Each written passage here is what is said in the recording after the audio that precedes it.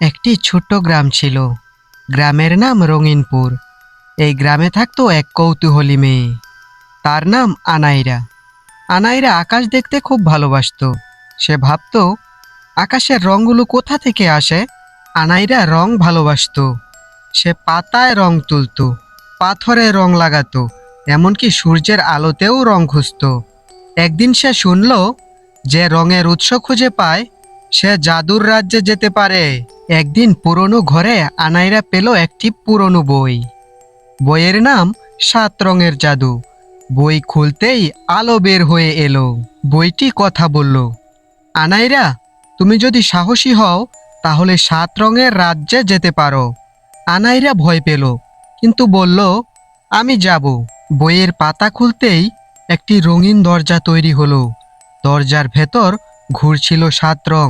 আনাইরা ধীরে ধীরে ঢুকে গেল। আনাইরা পৌঁছালো লাল রঙের রাজ্যে।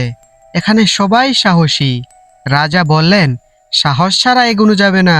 একটা আগুনের সেতু। আনাইরা ভয় পেল, কিন্তু সে বলল, আমি পারবো। সে পার হলো। হলুদ রাজ্যে সবাই হাসে, দুঃখ করলে রং ম্লান হয়। আনাইরা সবাইকে হাসালো।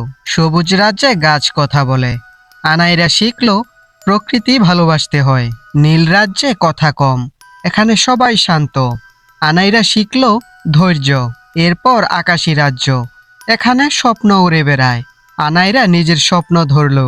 এবার এলো ভয়, অন্ধকার কুয়াশা। আনাইরা চোখ বন্ধ করে বলল, আমি ভয়কে জিতবো।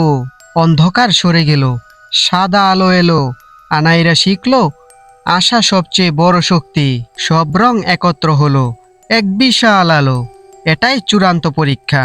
এরপর রাজ্যের বিদায়। রাজারা বললেন, তুমি আমাদের রং বাঁচালে। এরপর আনাইরা পেল ৭ রঙের পাথর। এরপর আনাইরা চোখ খুলল। সে নিজের ঘরে। সে বুঝলো সব রং আমাদের ভেতরেই। তো বন্ধুরা, এই ছিল আনাইরার গল্প। এখন চোখ বন্ধ করো আর মিষ্টি স্বপ্ন দেখো। তাহলে আজকের মতো এই পর্যন্তই। সবাই ভালো থাকবে। Bye bye.